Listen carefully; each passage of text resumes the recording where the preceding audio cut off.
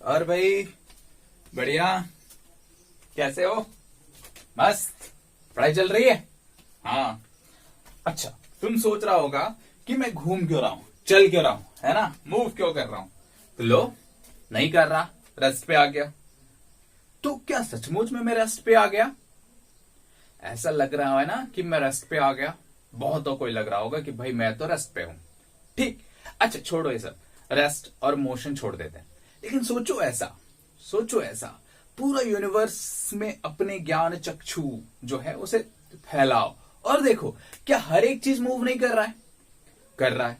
सन भी मूव कर रहा है, अर्थ भी मूव कर रहा है, मून भी मूव कर रहा है, इवन स्टार्स वगैरह सारे जितने जितने यूनिवर्स में जितने बॉडीज हैं, ठीक है, जितने हेवनली बॉडीज हैं, सभी मूव कर रहे हैं।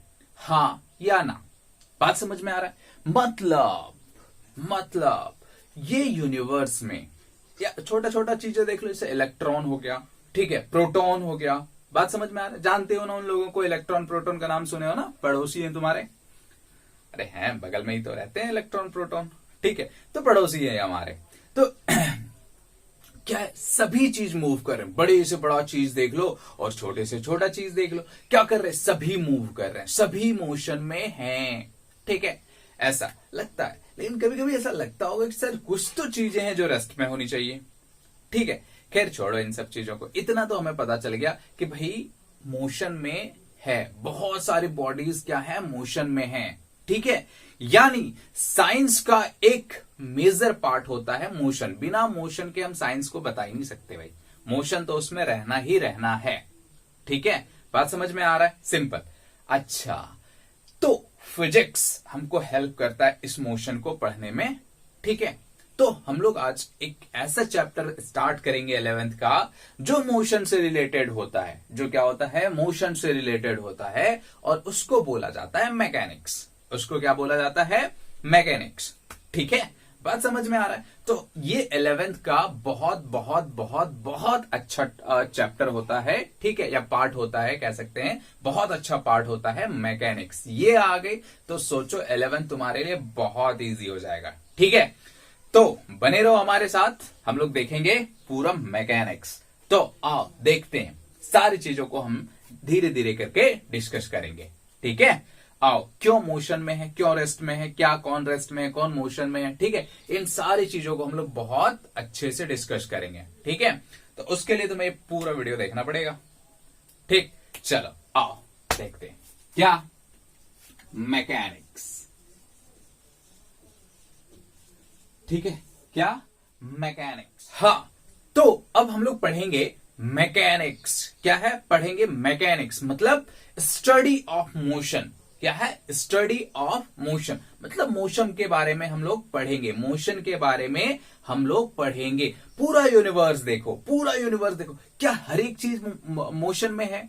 ऐसा लगता है कि हर चीज मोशन में है, हाँ या ना? और होता भी है, ठीक है। मोशन हमारे साइंस का एक बहुत बहुत बहुत इंपॉर्टेंट पार्ट है, ठीक है। मोशन ही नहीं हो तो भाई कुछ मतलब ही नहीं बनता है उसका, ठीक है। तो हम लोग मैकेनिक्स पढ़ेंगे। मैकेनिक्स क्या होता है? सिंपल डेफिनेशन अगर हम देखें मैकेनिक्स का, मैकेनिक्स ये क्या होता है? It is the study of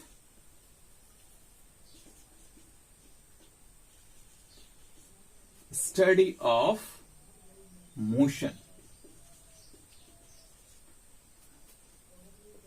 ठीक है। Study of motion, simple means इसको अगर बहुत अच्छे से लिखना चाहते हो तो इसको ऐसे लिख सकते हैं, it is the branch of physics in which we deals with the study of motion, ठीक है। स्टडी ऑफ मोशन, अगर कोई भी बॉडी मूव कर रहा है तो वो किसके अंडर में आएगा? मैकेनिक्स के अंडर में। किसके अंडर में आएगा? मैकेनिक्स के अंडर में, ठीक है। जैसे ट्रेन चल रही है, मूव कर रही है, क्या क्या क्या आ गया इसमें?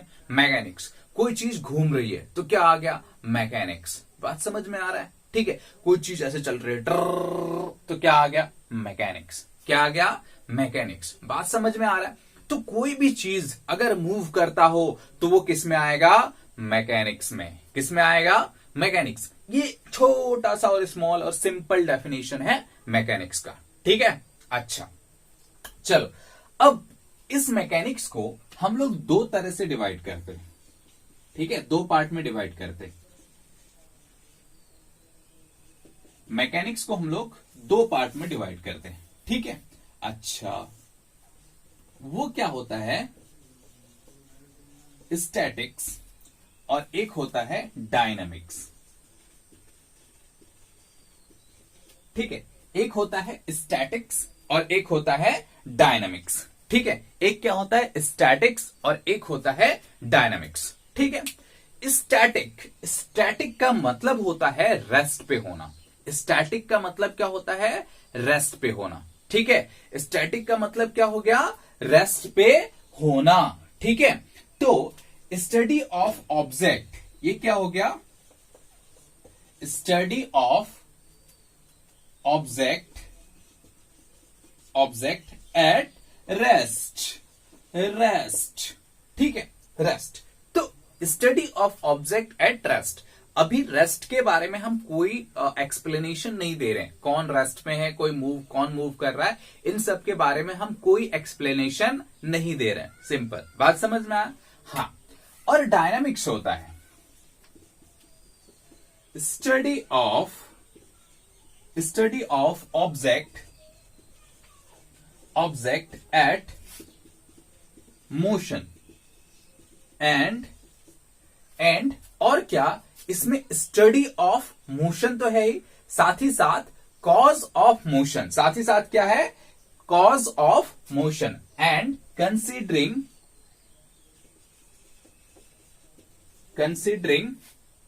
The cause of motion, okay, considering the cause of motion, ठीक।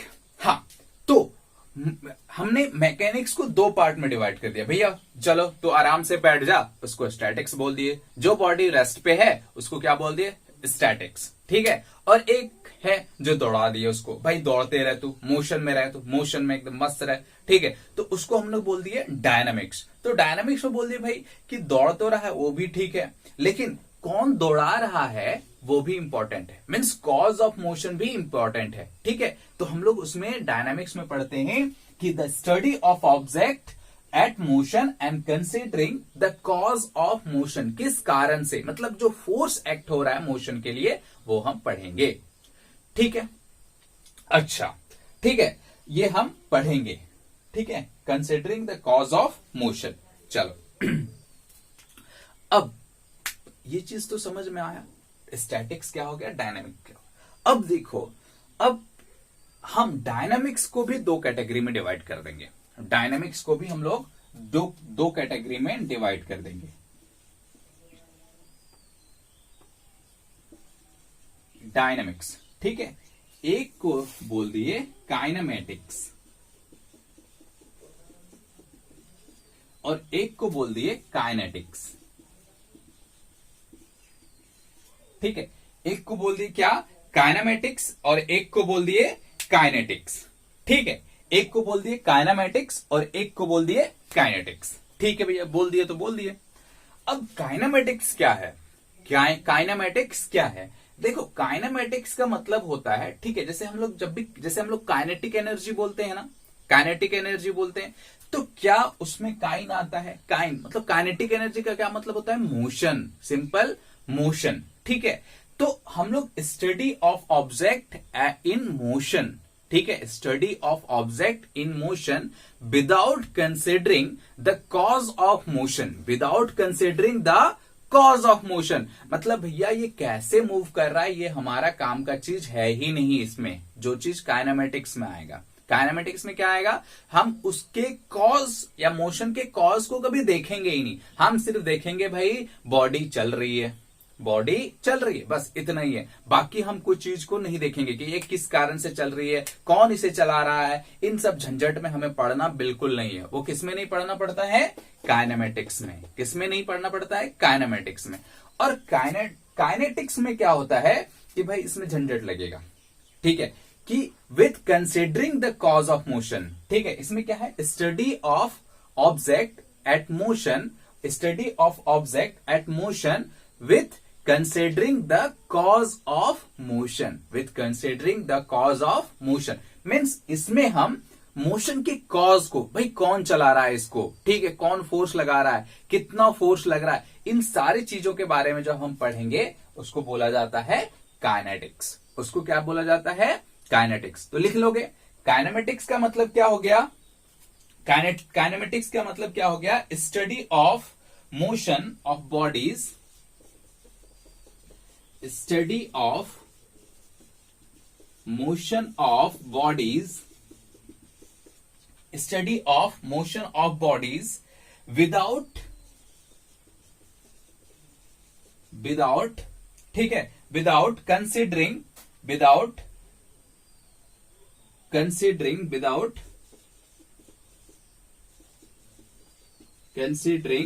The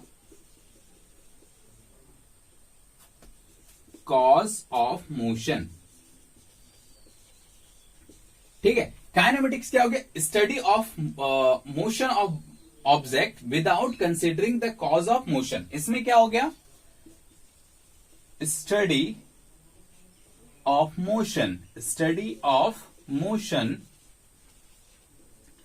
of bodies with considering the cause of motion, ठीक है, with considering the cause of motion, ठीक है। अच्छा ये हो गया, ठीक है। तो हमने क्या देखा? मैकेनिक्स क्या होता है? Study of motion. इसको हमने दो पार्ट में डिवाइड किया, स्टैटिक्स और डायनामिक्स। स्टैटिक्स का मतलब क्या हो गया? Study at rest. हम कोई भी चीज को अगर रेस्ट में स्टडी करते हैं तो उसको बोला जाता है स्टैटिक्स। तो अभी हमें ये पढ़ना नहीं पड़ता है, ठीक है।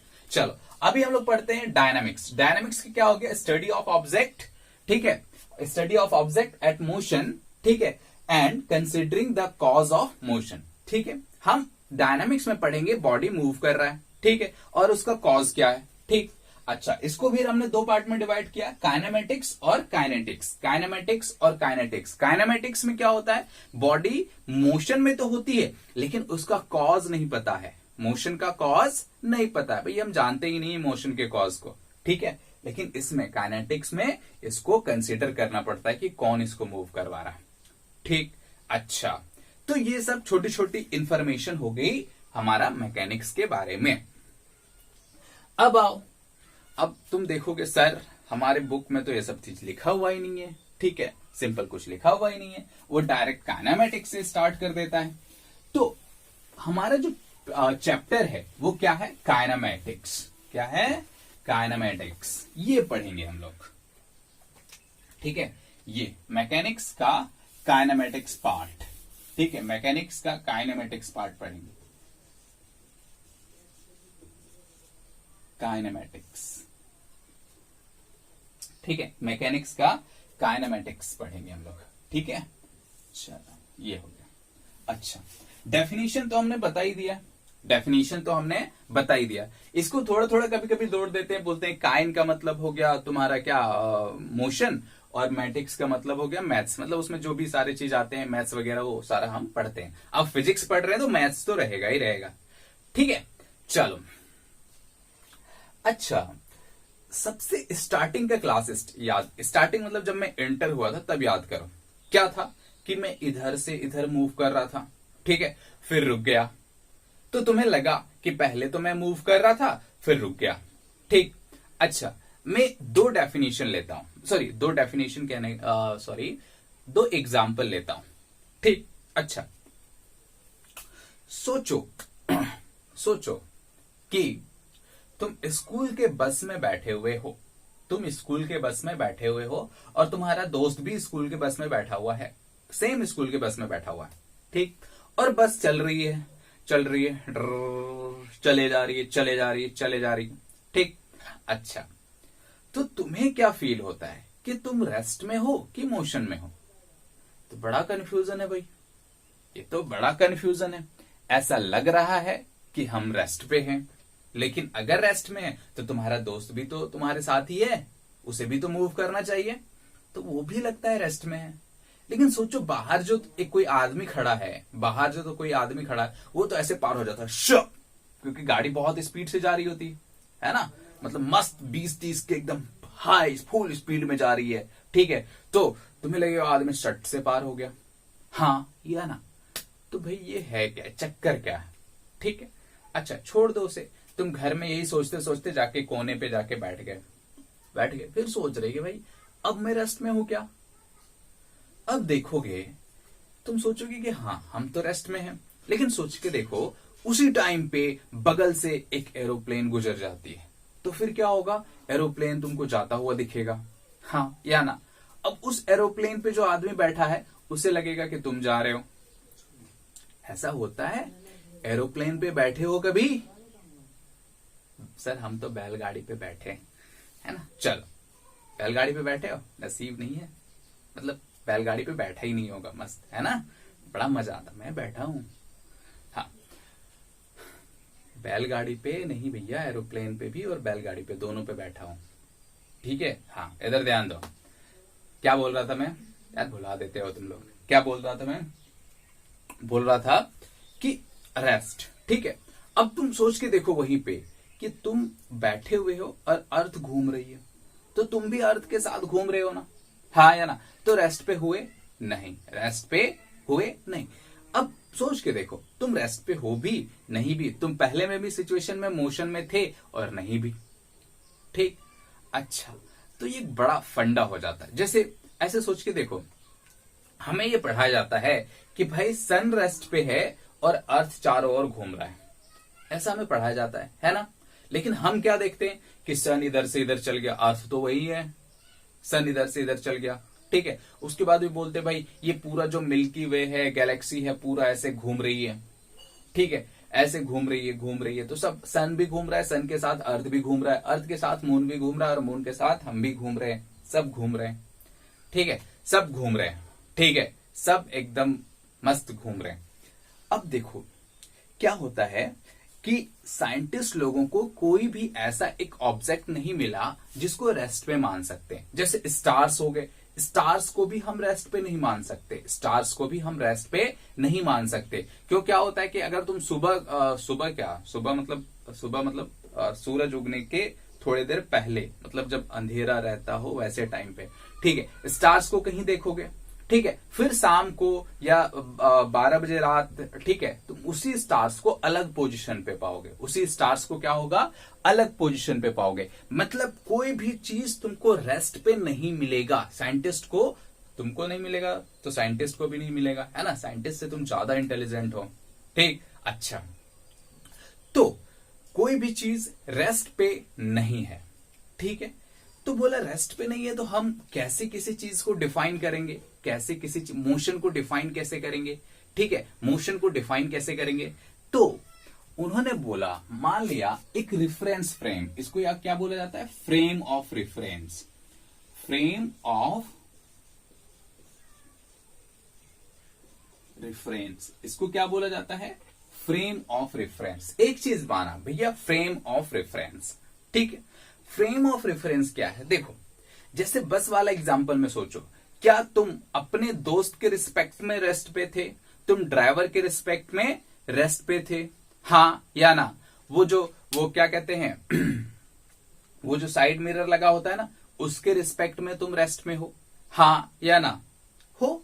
लेकिन सोच के देखो, जैसे ही तुमने बाहर देखा, बाहर झांकना स्टार्ट किया, ठीक है, उसके रिस्पेक्ट में तुम क्या हो गए, मोशन में हो गए, ठीक। और या तुम्हारे रिस्पेक्ट में वो मोशन में हो गया। मतलब सोचो कि तुम अगर ट्रेन में बैठे हुए, ट्रेन में ये ज्यादा फील आती है, ठीक है, ट्रेन में बैठे हुए मस्त एकदम बैठे हुए, बगल से जो क्या कहते हैं ट्रीज वगैरह होते हैं ना, वो फट शट शट ऐसे पार हो जाते हैं, है ना। या पोल जो होता है इलेक्ट्रिक वाला, वो भी कैसे पार होता है, शाइन शट ऐसे पार हो जाता है ना।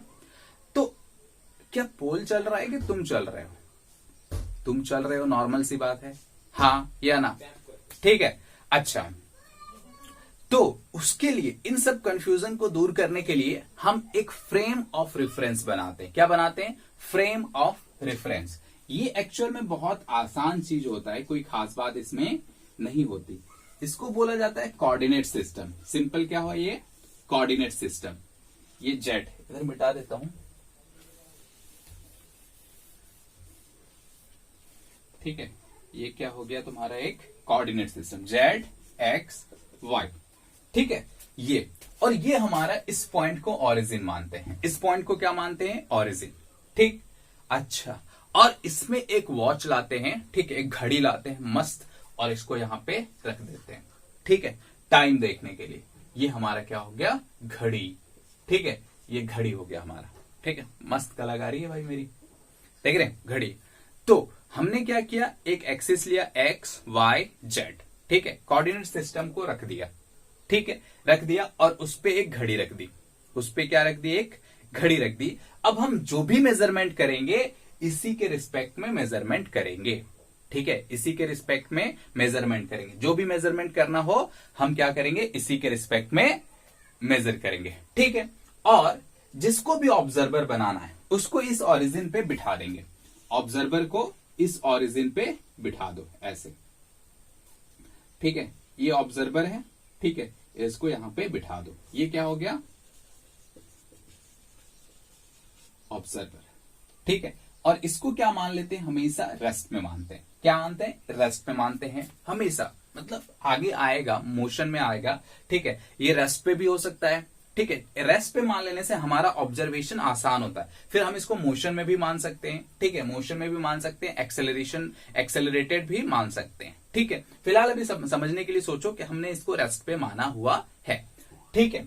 अच्छा, तब क्या होगा कि ये जब घड़ी की सुई चलेगी, जब घड़ी की सुई चलेगी, और जैसे मान लो ये हमारा ऑब्जेक्ट है, ठीक है, ये हमारा ऑब्जेक्ट है। अब टाइम स्टार्ट, जब टाइम स्टार्ट बोलेंगे तो t इज इक्वल्स टू 0 लेते हैं। t इज इक्वल्स टू क्या लेते हैं, 0। ये बहुत बेसिक है, याद रखना। t इज इक्वल्स टू 0 लिए, ठीक। अब जैसे ही टाइम चलना स्टार्ट हुआ तो इस पार्टिकल को हम कौन देखेगा, ये ऑब्जर्वर। कौन देखेगा, ये ऑब्जर्वर जो यहां पे बैठा हुआ है, ठीक है। ये ऑब्जर्वर इसी कोऑर्डिनेट पे हमेशा रेस्ट रहेगा, ठीक है, इसी कोऑर्डिनेट पे हमेशा रेस्ट रहेगा, ठीक है। अगर एक्स वाई जेड नहीं मूव कर रहा है तो, नहीं मूव कर रहा है तो ये हमेशा क्या होगा, इसी जगह पे चिपका हुआ रहता है, ऐसे करके चिपका हुआ रहता है, उस कोऑर्डिनेट के साथ हमेशा चिपका हुआ रहता है, ठीक है। अच्छा, अब क्या हो गया कि अगर ये वाला पार्टिकल जो है, ये क्या है, पार्टिकल। पार्टिकल क्यों लेते हैं इसको देखो, जैसे अगर मैं बोल रहा हूं, ठीक है, अगर मैं बोल रहा हूं ऐसे, तो अगर मैं तुमसे ये सवाल पूछ देता कि भाई मैं रेस्ट पे हूं या मोशन में, तो बहुत लोगों का ये सवाल होता है, सर आपका हाथ हिल रहा है, सर आपका होठ हिल रहे हैं, ठीक है, बोल रहे हो तो होठ हिल रहे हैं, आंख हिल रही है। बात समझ में आ रहा है, मतलब मोशन थोड़ा कॉम्प्लिकेटेड हो जाता है। मोशन क्या हो जाता है, कॉम्प्लिकेटेड होता है। जैसे सोचो हम चल रहे हैं तो कभी हाथ आगे कभी हाथ पीछे, ऐसे होता है ना।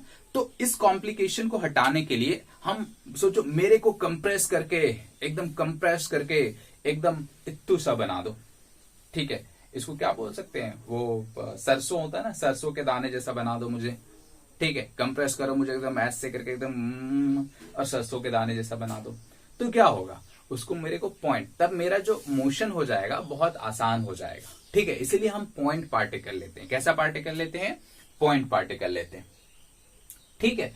तो हमने ऑब्जर्वर को बिठा दिया जो हमेशा इसी कोऑर्डिनेट पे चिपका हुआ रहेगा, ठीक है। अच्छा, तो अगर ये पार्टिकल इन तीनों में से किसी भी कोऑर्डिनेट को चेंज करेगा, इन तीनों में से किसी भी कोऑर्डिनेट को चेंज करेगा, तो उसको बोलेंगे ये पार्टिकल मोशन में है। ये पार्टिकल क्या है, मोशन में। अगर तीनों कोऑर्डिनेट में से कोई कोऑर्डिनेट चेंज नहीं हो रहा है, जैसे जैसे टाइम बीत रहा है, ये पार्टिकल का कोई भी कोऑर्डिनेट चेंज नहीं हो रहा है, मतलब इनिशियल कंडीशन में इसका कोऑर्डिनेट है एक्स वाई जेड और यही है, ठीक है। तब हम बोलेंगे ये पार्टिकल इसके रिस्पेक्ट में रेस्ट पे है, इसके रिस्पेक्ट में रेस्ट पे। अगर ये चेंज हो रहा है, मान लो किसी टाइम पे इसका हो गया कि कितना कोऑर्डिनेट हो गया, x1 y और z1, ठीक है, ये कोऑर्डिनेट हो गया, तब हम बोलेंगे ये मूव कर रहा है, ठीक है, ये मूव कर रहा है। बात समझ में आ रहा है, किसके रिस्पेक्ट में, इसके रिस्पेक्ट में, ठीक। कोई दिक्कत वाली बात नहीं हो। इसी को बोला जाता है फ्रेम ऑफ रेफरेंस। इसको क्या बोला जाता है? Frame of reference. ठीक है, इसको क्या बोला जाता है? Frame of reference. तो फ्रेम ऑफ रेफरेंस क्या होता है? जिसमें ऑब्जर्वर को हम लोग प्लेस्ड करते हैं, ऑब्जर्वर को रखते हैं और वो अपना ऑब्जर्वेशन करता है। ठीक, अच्छा, इस फ्रेम ऑफ रेफरेंस के बारे में हम लोग डिटेल्स में पढ़ेंगे लॉज ऑफ मोशन में। कब पढ़ेंगे? लॉज ऑफ मोशन में। फिलहाल हमें इस कोऑर्डिनेट सिस्टम चाहिए था, फ्रेम ऑफ रेफरेंस चाहिए था, एक रेफरेंस चाहिए था। ठीक है, जिसको हम लोग समझ चुके हैं। ठीक है, फ्रेम का मतलब समझते हो ना? फ्रेम, हाँ। तो फ्रेम का मतलब हो गया सिंपल। जैसे अगर हम ट्रेन में हैं तो हमारा कौन सा फ्रेम है? Train frame. एरोप्लेन में अगर हम मूव कर रहे हैं तो हमारा फ्रेम ऑफ रेफरेंस क्या है? एरोप्लेन। बस में है तो हमारा फ्रेम ऑफ रेफरेंस क्या है? बस। बात समझ में आ रहा है? ठीक है, ये चीज हो गई। चलो अब देखो, इसको याद रखना। ठीक है, चलो अभी ही बता देता हूं। सोचो कि ये हमारा फ्रेम ऑफ रेफरेंस है, हाँ या ना? ये हमारा फ्रेम ऑफ रेफरेंस है। ठीक है, यहां से हम कोई भी चीज का ऑब्जर्वेशन करते हैं। कोई भी चीज का क्या करते हैं? ऑब्जर्वेशन करते हैं। तो इसमें ऑब्जर्वर को क्या रखा जाता है? हमेशा रेस्ट में रखा जाता है। हमेशा रेस्ट में रखा जाता। ऑब्जर्वर हमेशा रेस्ट पे रहेगा, चाहे कुछ हो जाए, चाहे कुछ हो जाए, ऑब्जर्वर रेस्ट पे रहने वाला है। ठीक है, जैसे मान लो कि तुम ट्रेन में चल रहे हो। मान लो तुम क्या ट्रेन में चल रहे हो। ट्रेन में क्या चलोगे? बैठे हुए मान लेते हैं। ठीक है, मस्त बैठे हुए हो। तो क्या होगा? सारे जो ट्रेन से बाहर जितने भी ट्रीज हैं, ठीक है, पोल्स हैं, वो सारे क्या होंगे? मूव करता हुआ तुमको दिखेगा। ठीक है, इवन स्टेशन भी तुम्हें मूव करता हुआ दिखेगा। जब तुम स्टेशन से क्रॉस करोगे ना, ऐसे स्टेशन जहां पे ट्रेन नहीं रुकती हो, वैसे स्टेशन से जब क्रॉस करोगे तो ऐसा लगेगा ट्रेन स्टेशन भी पीछे जा रही है। हाँ या ना? लगता है ऐसा। इसलिए तो बोलते हैं स्टेशन आया कि नहीं आया। ठीक है, इसीलिए क्या बोलते हैं? स्टेशन आया कि नहीं आया। क्या कभी स्टेशन आता है क्या? नहीं आता है, कभी भी स्टेशन नहीं आता। हम स्टेशन के पास जाते हैं, लेकिन एक्चुअल में हम क्या करते हैं? हमने ऑब्जर्वर को रेस्ट पे मानते हैं। ऑब्जर्वर को क्या मानते हैं? रेस्ट पे, क्योंकि हमारा वो रेफरेंस फ्रेम है। तो हमने रेस्ट को मान लिया और अपनी वेलोसिटी उसको दे दी। किसको? स्टेशन को। ठीक है, इसलिए वो स्टेशन हमारे पास आता है, हम स्टेशन के पास नहीं जाते हैं। बात समझ में आ रहा है? चलो, हालांकि ये सब चीजों के बारे में हम आगे थोड़ी थोड़ी डिस्कस करेंगे। फिलहाल तो इतना समझ में आना चाहिए कि ये फ्रेम ऑफ रेफरेंस है। ठीक, चलो अब देखो, अब हम मोशन के बारे में पढ़ते हैं। ठीक है, मोशन के बारे में पढ़ते हैं। ठीक है, frame of reference. What is frame of reference? Frame of reference in which observer is situated observer is placed and makes his observation. ठीक, अच्छा, अब देखो हम इसमें पढ़ेंगे क्या? मोशन। क्या पढ़ेंगे? मोशन। ठीक है, मोशन का मतलब क्या होता है? ठीक है, अच्छा, पहले रेस्ट पढ़ते हैं। ठीक है, पहले क्या पढ़ते हैं? रेस्ट। ठीक है, रेस्ट। अच्छा, रेस्ट क्या होता है? देखो ऐसे, क्या मैं रेस्ट पे हूं भी और नहीं भी? देखो, मैं सीधा सीधा पॉइंट पे बात करता हूं। ठीक है, पहले मैं बहुत कहानी सुनाता था इस पे, अब सीधा पॉइंट पे बात करता हूं। देखो, रेस्ट का मतलब होता है हम किसके रिस्पेक्ट में बात कर रहे हैं। अभी हमने एक रेफरेंस फ्रेम बताया ना। ठीक है, ऑब्जर्वर ओरिजिन पे हमने उसको एकदम फिक्स कर दिया। ठीक है, और मैंने बोला कि उस ऑब्जर्वर के रिस्पेक्ट में अगर पॉइंट पार्टिकल का कोऑर्डिनेट चेंज हो रहा हो तो वो मोशन में होगा, अदरवाइज वो मोशन में नहीं होगा।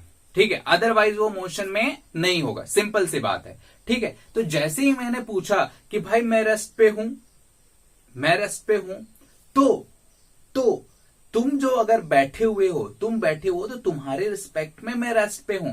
मेरा जो फोन रखा हुआ है, ठीक है, उसके रिस्पेक्ट में मैं रेस्ट पे हूं। लेकिन सोच के देखो कि अगर मेरे सामने से एक मस्त मर्सिडीज गुजर जाए, ठीक है, एकदम फुल स्पीड से, तो क्या उसके रिस्पेक्ट में भी मैं रेस्ट में रहूंगा? नहीं, उसके लिए तो मैं पीछे दौड़ रहा हूँ। वो मेरे लिए आगे दौड़ रहा है, मैं उसके लिए पीछे दौड़ रहा हूं। ठीक है। अगर सोचो कोई मुझे मतलब क्या कहते हैं चांद से देख रहा है, सोच के देखो कोई मुझे चांद से देख रहा है, तो चांद के लिए अर्थ घूम रही है, ठीक है, घूम रही है, और घूम रही तो अर्थ में मैं भी हूं और मैं भी घूम रहा हूं, ठीक है, मैं भी क्या हूं, घूम रहा हूं, मस्त, ठीक है। तो क्या उसके लिए मैं रेस्ट पे हूं? नहीं, उसके लिए मैं रेस्ट पे नहीं हूं, मैं अर्थ के साथ उसे घूमता हुआ दिखाई दूंगा। जैसे अगर तुम बस में बैठे हुए हो तो बस चल रही है और बाहर रोड पे जो आदमी खड़ा है उसके लिए तुम बस के साथ चलते हुए दिखाई दोगे, ठीक है, बस के साथ चलते हुए दिखाई दोगे, मतलब उसके लिए तुम रेस्ट पे नहीं हो। लेकिन ड्राइवर अंकल उनके लिए रेस्ट पे हो। बात समझ में आ रहा है? हाँ, तो रेस्ट और मोशन तभी डिफाइन होता है जब हमारे लिए एक रेफरेंस पॉइंट हो, हमारे लिए एक रेफरेंस पॉइंट हो। बात समझ में आ रहा है? जैसे अगर मैं तुमसे पूछूं भैया ये मार्कर रेस्ट में है या मोशन में है, तो तुम्हें क्या पूछना चाहिए, किसके रिस्पेक्ट में, क्या पूछना चाहिए, किसके रिस्पेक्ट में रेस्ट और मोशन की बात कर रहे हो आप, ठीक है, किसके रिस्पेक्ट में रेस्ट और मोशन की बात कर रहे हो, ठीक है। अगर हमें कोई एक मतलब रेफरेंस पॉइंट मिला उसके रिस्पेक्ट में हम बता सकते हैं कि ये रेस्ट में है या मोशन में है। बात समझ में आया? ये क्लियर होना चाहिए। तो इसको ऐसे डेफिनेशन लिख सकते हैं, if a body changes its position, if a body changes its position with respect to surrounding as time passes, the body is said to be in motion, ठीक है। अगर चेंज कर रहा है तो if a body does not changes its position with respect to surrounding with passes as time passes, then the body is said to be at rest। बात समझ में आ रहा है? सिंपल। तो हमने मोशन भी समझ गए, ठीक है, मोशन भी समझ गए और रेस्ट भी समझ गए। अगर रेस्ट समझ में आता है तो मोशन समझ में आएगा, मोशन समझ में आएगा तो तुम रेस्ट को बहुत अच्छे से डिफाइन कर सकते हो, ठीक है। रेफरेंस हमेशा याद रखोगे, रेफरेंस पॉइंट, जिसको हमने रेफरेंस फ्रेम लिया था, जिसको क्या लिया था, रेफरेंस फ्रेम लिया था, तो वो रेफरेंस पता होना बहुत जरूरी है। उसी के रिस्पेक्ट में हम कुछ बता सकते हैं कि भाई हमारा ये मूव कर रहा है या नहीं कर रहा है। बात समझ में आया? हाँ। अच्छा, एक चीज और छोटा सा, जो हमने ये रेफरेंस फ्रेम लिया था ना, रेफरेंस फ्रेम लिया था, ठीक है, और यहाँ पे क्लॉक लगाया था, है ना, ये क्लॉक लगाया था ताकि हम यहाँ ये ऑब्जर्वर देख सके टाइम, जैसे टाइम पास हो रहा है ये पॉइंट पी का क्या पोजीशन है, ठीक है। तो इसको बोला जाता है स्पेस टाइम। इसको क्या बोला जाता है? Space time. X Y Z ये कोऑर्डिनेट होते हैं, ये कहां पे होंगे? स्पेस पे। कोऑर्डिनेट लगाओगे ना, जैसे मान लो यहाँ पे ओरिजिन है, ये एक्स, ये वाई, ये जेड, ऐसे करते हैं, ठीक है। तो ये क्या होता है? पूरा स्पेस, और एक टाइम लगाते हैं, तो इसको बोला जाता है स्पेस टाइम कोऑर्डिनेट, ठीक है, स्पेस टाइम इसको बोला जाता है। तो बुक में लिखा हुआ रहता है, तो कभी कंफ्यूज मत होना, ठीक है ना। चलो, तो हमें मोशन समझ में आया, रेस्ट में समझ में आया। अब टाइप्स ऑफ मोशन देखते हैं, कितने टाइप्स के मोशन है। अभी हम लोग 11th में सारे टाइप के मोशन देखेंगे, ठीक है। मोशन देख लेते हैं, टाइप कितने टाइप के मोशन है, ठीक है। मोशन देखो, ठीक है, जैसे देखो, एक होता है periodic motion, periodic, PERIODIC, periodic motion होता है, ठीक है। फिर होता है तुम्हारा मान लेते हैं रेक्टिलिनियर, रेक्टिलिनियर, फिर कर्विलिनियर, ठीक है। फिर और क्या क्या ले सकते हैं? रेक्टिलिनियर हो गया, कर्विलिनियर हो गया, और सर्कुलेटरी या सर्कुलेटरी, हाँ, ऑसिलेटरी, सर्कुलेटरी,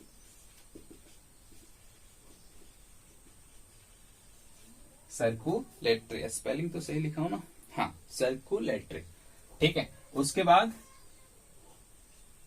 OSCILLATORY, ऑसिलेटरी, ठीक है। उसके बाद और क्या हो जाता है? रेक्टिलिनियर। उसके बाद और हो जाता है, और क्या हो गया तुम्हारा, ठीक है, ट्रांसलेटरी,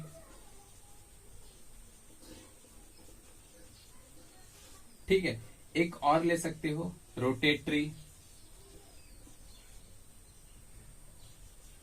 रोटेटरी, ठीक है, रोटेटरी मोशन, ठीक है। तो हमने मोशन को सिंपल ऐसे तरीकों में डिवाइड, मतलब ऐसे इतने पार्ट्स में डिवाइड कर सकते हैं, सिंपल। और भी हम थोड़ा और कॉम्प्लिकेटेड करें तो और थोड़ा सा पार्ट में हम इसको हो सकता है डिवाइड कर सकते हैं, बट सिंपल जो हम लोग 11th क्लास में पढ़ने वाले हैं वो ऐसा ही होता है, ठीक है।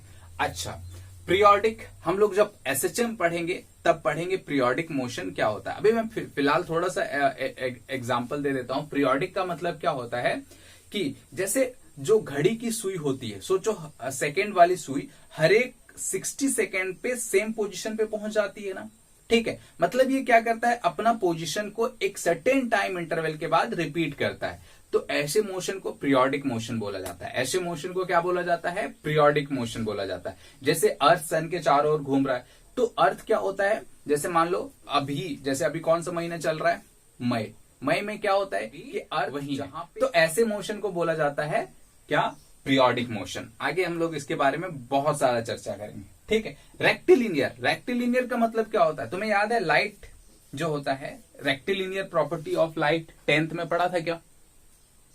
उससे क्या होता है कि लाइट एक स्ट्रेट लाइन में मूव करती है। लाइट क्या होती है, एक स्ट्रेट लाइन में मूव करती है, सिंपल।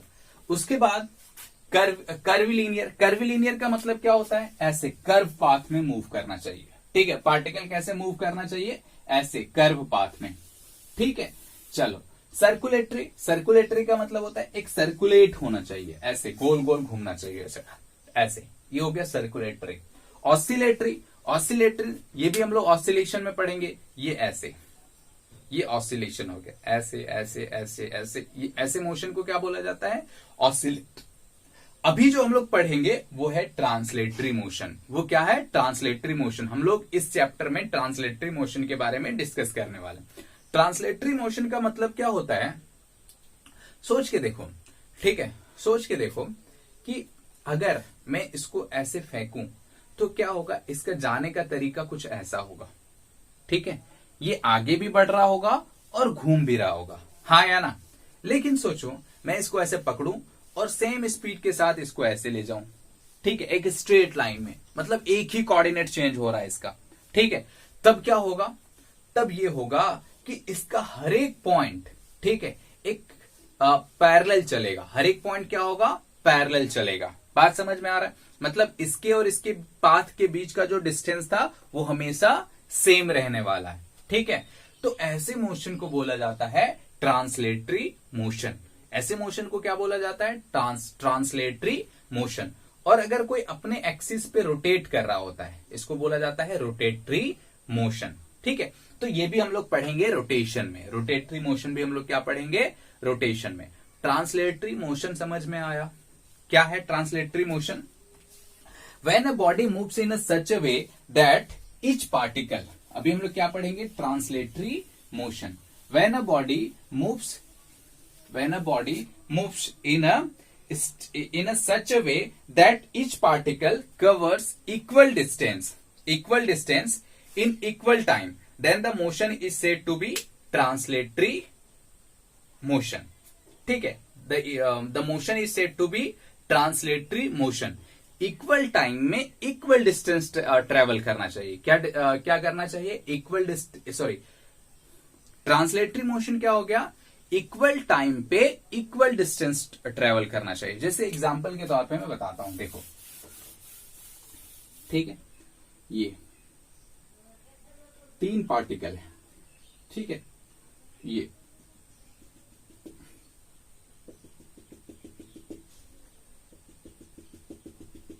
ठीक है, ये A B C, A dash B dash C dash, ठीक है। तो ऐसा जो मोशन होता है, ऐसा मोशन जो होता है इसको बोला जाता है ट्रांसलेटरी मोशन, ठीक है। ऐसा मोशन क्या होता है, ट्रांसलेटरी मोशन होता है। तीनों क्या है, इक्वल टाइम में इक्वल डिस्टेंस ट्रेवल करता है। इसको तुम और एक तरीके से भी डिफाइन कर लिख सकते हो, ऐसे सोचो, ऐसे, ठीक है, ऐसे। ये हो गया ए बी सी, ये A dash B dash C dash, ये क्या हो गया, A dash B dash C dash. और हम यहां पे मानते हैं कि ये जो स्पेसिंग है तीनों लाइन के बीच में वो सेम है, ठीक है, इसके बीच का स्पेसिंग क्या है, सेम है। ठीक, तो ऐसे ऐसे मोशन को बोला जाता है ट्रांसलेटरी मोशन। ठीक है, ट्रांसलेटरी का ही पार्ट होता है, इसको बोला जाता है रेक्टिलिनियर, इसको बोला जाता है कर्विलिनियर। ठीक है, इसको क्या बोला जाता है, कर्विलिनियर। ठीक, अच्छा, खैर इन सब चीजों से उतना कोई मतलब नहीं है फिलहाल, बस समझ लो ये चीजें। ठीक है, ये क्या कहते हैं, एक टेक्निकल टर्म होता है जो आता है, जो हम उसमें से कुछ कर नहीं सकते उसका। ठीक है, हाँ, तो ट्रांसलेटरी मोशन समझ में आया। ठीक है, ये थी हमारी छोटी छोटी बातें। अब हम लोग बात करेंगे मुद्दे की। ठीक है, अब हम लोग किसकी बात करेंगे, मुद्दे की। ठीक है, हाँ, अब हम लोग बात करेंगे मुद्दे की। देखो, इसमें जो सबसे पहला चीज डिफाइन होता है उसको बोलते हैं डिस्टेंस। उसको क्या बोला जाता है, डिस्टेंस। इसको जनरली कभी सिंपली एस से डिनोट किया जाता है, या एक्स बोल दो। ठीक है, एक्स। ठीक है, डिस्टेंस, क्या, डिस्टेंस। ठीक है, एस या एक्स कुछ से भी हम डिनोट करते हैं, उसको बोला जाता है डिस्टेंस। डिस्टेंस क्या होता है, बोलो, डिस्टेंस क्या होता है, बोलो, डिस्टेंस क्या होता है। देखो, डिस्टेंस होता है, जैसे मान लो 2 पॉइंट है हमारे पास, ए और बी। ठीक, तो ए पॉइंट से बी पॉइंट जाने का कितने पाथ्स हो सकते हैं, इनफाइनाइट पाथ्स हो सकते हैं। ठीक है, ऐसे कोई भी पाथ ले लो, तुम जाओगे वहीं पे पहुंचोगे, कैसे भी जाओ पहुंचोगे। ठीक, ए से बी तक जा रहे हो, चाहे कहीं से भी जाओ, ऐसे जाओ, ऐसे घूम के जाओ, जाओगे। ठीक है, तो the length of path followed by a body is known as distance. जो पाथ फॉलो करता है, जो पार्टिकल पाथ फॉलो किया, जैसे मान लो इसको फॉलो किया। ठीक है, इस पाथ को ए ने फॉलो किया और यहां से यहां आ गया, तो इसका जो लेंथ होगा वही क्या कहलाता है, डिस्टेंस। वही क्या कहलाता है, distance. The length of the path followed by the object is known as distance.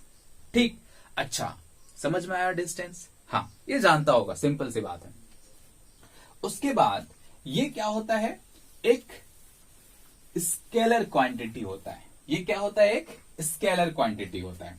ठीक है, ये क्या होता है, डिस्टेंस क्या होता है, स्केलर होता है। ठीक है, डिस्टेंस क्या होता है, स्केलर होता है। यूनिट क्या होता है इसका, यूनिट। ऐसा यूनिट क्या होता है इसका, सिंपल, मीटर। इसको किस में मेजर करते हैं, मीटर, ये पता होगा। ठीक, अच्छा, ये कभी भी नेगेटिव नहीं हो सकता है। ये क्या, कभी भी नेगेटिव नहीं हो सकता है, मतलब डिस्टेंस ये क्या है,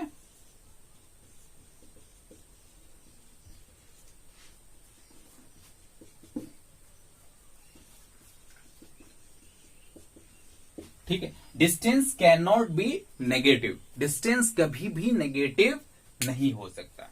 ठीक, तो डिस्टेंस क्या हो गया, लिख लेते हैं, length of the path followed by the observer.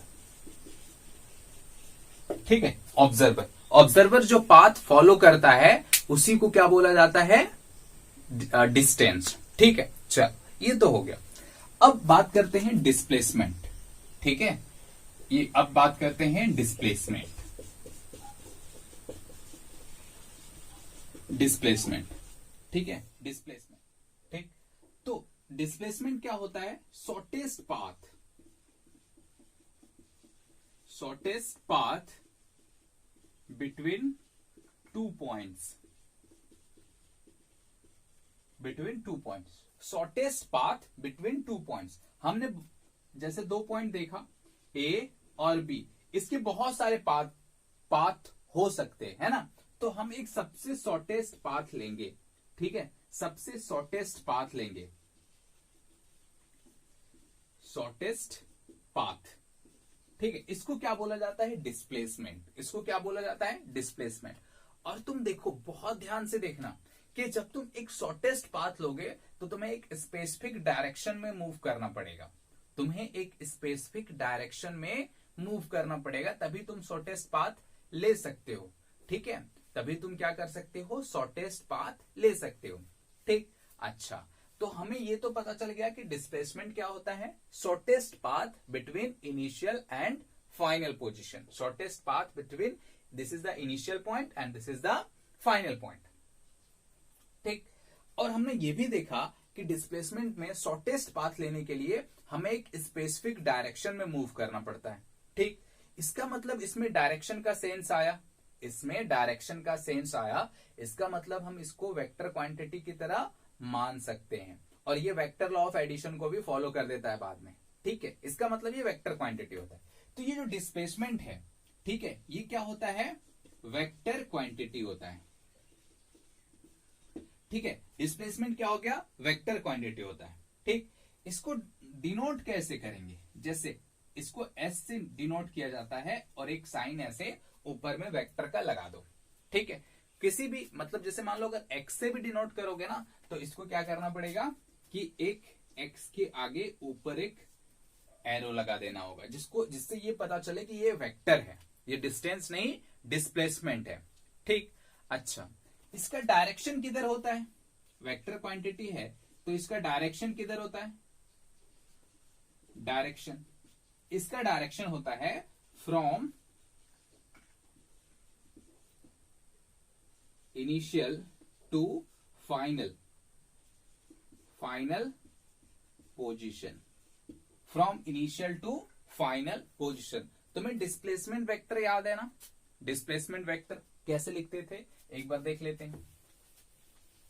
ठीक है, डिस्प्लेसमेंट वेक्टर कैसे लिखते थे, ऐसे, जैसे मान लो ये पॉइंट 1 है, पॉइंट 2 है, यहां से इसका कितना हो गया r1, पोजीशन वेक्टर r2। ठीक, ये अगर हम 1 से 2 जा रहे हैं तो इसको ऐसे लिखते थे r12।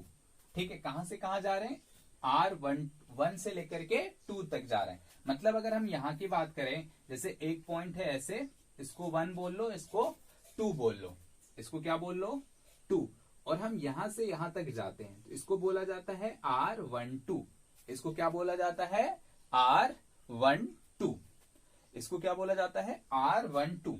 ठीक है, तो डायरेक्शन किधर हो गया डिस्प्लेसमेंट का, 1 से लेकर के 2 तक। ठीक है, डायरेक्शन इज अलोंग 1 to 2, ये याद रखना है डिस्प्लेसमेंट में। ठीक, ये याद रखोगे तो बहुत आसानी होगी आगे चीजों को समझने में। ठीक, अच्छा, पोजीशन के वेक्टर के फॉर्म में अगर हम लिखते थे r12 को तो कैसे लिखते थे, r2 माइनस r1, ऐसे लिखते थे। ये सब चीजें हमने डिस्कस पहले भी की हुई हैं। वेक्टर लॉ लगा लो, क्या हो जाएगा, यहां से देखो अभी लिख सकते हो, यहां से स्टार्ट करो, r1 से r2 जाओ, तो r1 plus r12 is equals to r2 लिख सकते हैं। तो r12 क्या हो गया यहां से, r2 माइनस r1। ये कहां से पता चलेगा, ये वेक्टर लॉ ऑफ एडिशन से पता चलेगा, triangle law of vector addition से हमें ये पता चलेगा। ठीक है, डिस्प्लेसमेंट। अच्छा, क्या ये नेगेटिव हो सकता है, हो सकता है। क्या ये 0 हो सकता है, हो सकता है। डिस्टेंस कभी नेगेटिव नहीं हो सकता, लेकिन डिस्प्लेसमेंट नेगेटिव हो सकता है, क्योंकि ये हमेशा मेजरमेंट किसका देता है, इनिशियल से फाइनल पॉइंट के बीच का, इनिशियल पॉइंट से फाइनल पॉइंट के बीच का मेजरमेंट देता है कौन, डिस्प्लेसमेंट, कौन, डिस्प्लेसमेंट। ठीक है, अच्छा, तो it can be negative, positive and 0। ठीक है, it can be negative, positive and 0। ठीक, अच्छा, मिटा देता हूं इसे। और कुछ, हाँ, एक चीज और याद रखोगे इसमें, distance is always greater and equal to displacement.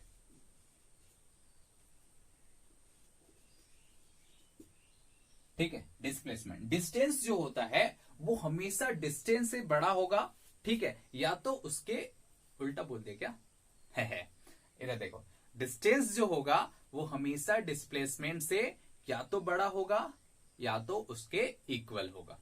ठीक, अच्छा, इन सब बातों को हम समझते हैं कुछ एग्जाम्पल के तौर पे। ठीक है, कुछ एग्जाम्पल्स लेते हैं और डिस्टेंस और डिस्प्लेसमेंट को बहुत अच्छे से समझते हैं। ठीक है, मिटा देता हूं, लिख लिया होगा। देखो, जैसे मान लो हमने एक सर्कुलर पाथ लिया। क्या लिया? सर्कुलर पाथ लिया। ठीक है, ये ऑरिजिन हो गया, ये डायमीटर है। ठीक, इस पॉइंट को ए बोला, इस पॉइंट को बी बोला। ठीक, अच्छा, इसकी रेडियस कितनी है? इसकी रेडियस मान लेते हैं आर। इसकी रेडियस कितनी मान लिए? आर। ठीक, अच्छा, अब हम एक पार्टिकल, ठीक है, एक पार्टिकल यहां से स्टार्ट होकर के कहां तक आता है? ऐसे ये पाथ फॉलो करता है और बी पॉइंट तक आ जाता है। बी पॉइंट तक आ जाता है। ठीक, ये पाथ यहां से स्टार्ट होकर के, सॉरी, ये पार्टिकल यहां से स्टार्ट होकर के बी पॉइंट तक आ गया। ठीक है भैया, आ गया। तो तुमसे पूछा गया कि बताओ डिस्टेंस कितना होगा? इसको एक्स बोल दें क्या? डिस्टेंस, डिस्टेंस और डिस्प्लेसमेंट क्या होगा? ठीक है, डिस्टेंस क्या होगा और डिस्प्लेसमेंट क्या होगा, ये तुमसे पूछा गया। ठीक, तो क्या लिखोगे? डिस्टेंस, डिस्टेंस क्या होता है? Length of the path followed. ठीक है, length of the path followed, तो ये टोटल लेंथ है। ठीक है, ये टोटल लेंथ है ना। हाँ, तो टोटल क्या होता है? टोटल लेंथ एक सर्कल का होता है 2 पाई आर, तो आधा का क्या होगा? पाई आर होगा। टोटल डिस्टेंस कितना होता है? 2 पाई आर, उसको आधा कर दो, यानी कितना आ जाएगा? पाई आर। ठीक, लेकिन डिस्प्लेसमेंट क्या होगा बोलो? डिस्प्लेसमेंट होगा 2 आर, यहां से यहां तक का डिस्टेंस। तो डायमीटर का डिस्टेंस कितना होता है? 2 आर, शॉर्टेज डिस्टेंस। ठीक है, शॉर्टेज डिस्टेंस, तो कितना हो गया? 2 आर। अगर इसका डायरेक्शन पूछे, बताओ भैया डायरेक्शन किधर होगा, तो इसका डायरेक्शन होगा फ्रॉम ए टू बी, ए से बी की ओर। इसका डायरेक्शन किधर होगा? ए से बी की ओर। ठीक, अच्छा, इसी सवाल में पार्टिकल घूम के पूरा ए तक आ गया, पूरा ए तक आ गया, तो बोलो डिस्टेंस क्या होगा? डिस्टेंस, ठीक है, डिस्टेंस मान लो एक्स से डिनोट करते हैं हम, ताकि कंफ्यूजन ना हो, एक्स से। तो डिस्टेंस कितना हो जाएगा?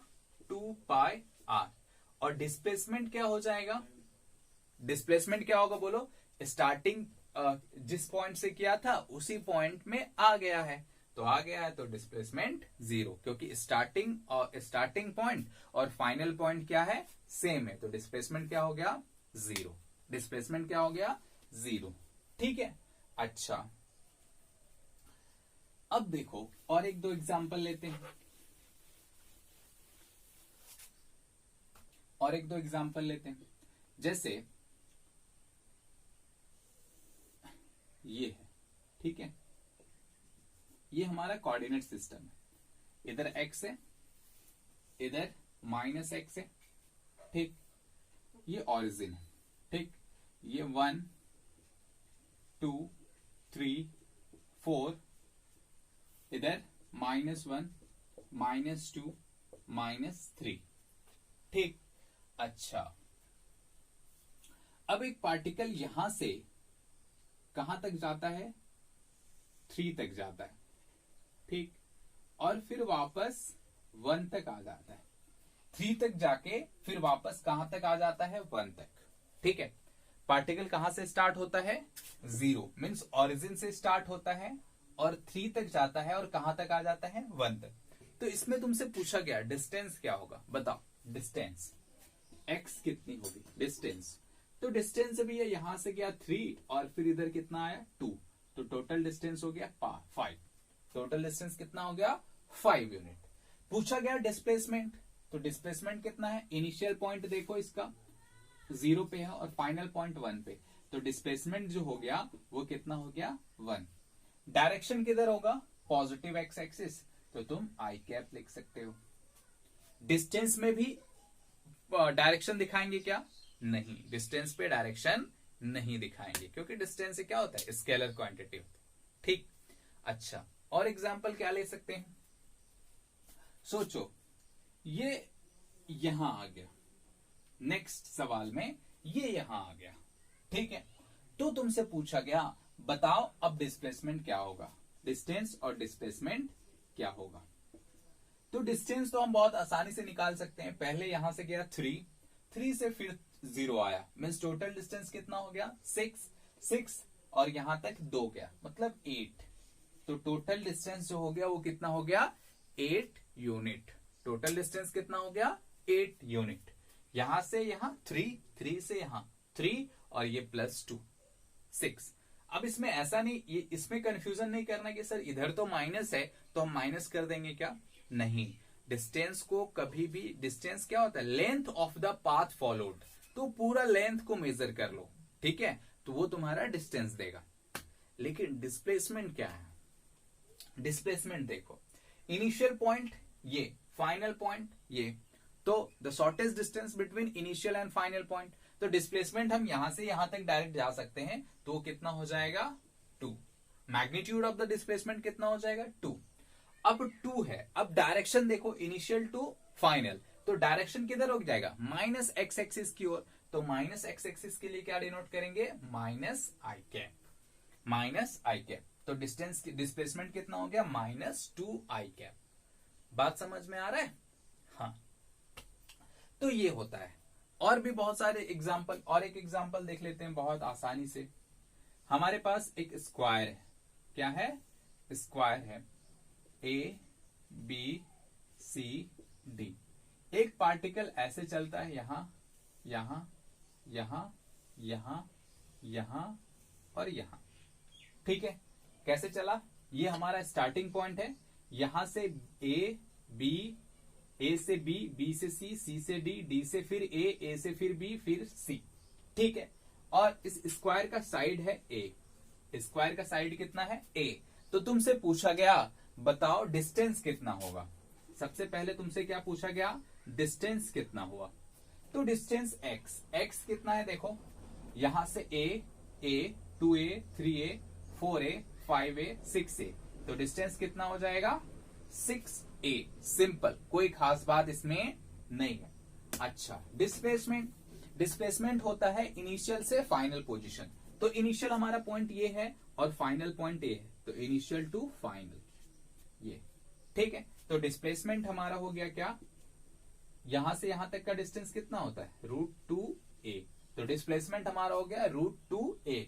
डायरेक्शन किधर होगा A से C की ओर, डायरेक्शन किधर हो गया A से C की ओर, ठीक है। तो ऐसा हम डिस्प्लेसमेंट और डिस्टेंस और डिस्प्लेसमेंट फाइंड कर सकते हैं, ठीक है। चलो बहुत हो गया आज के लिए, टाटा।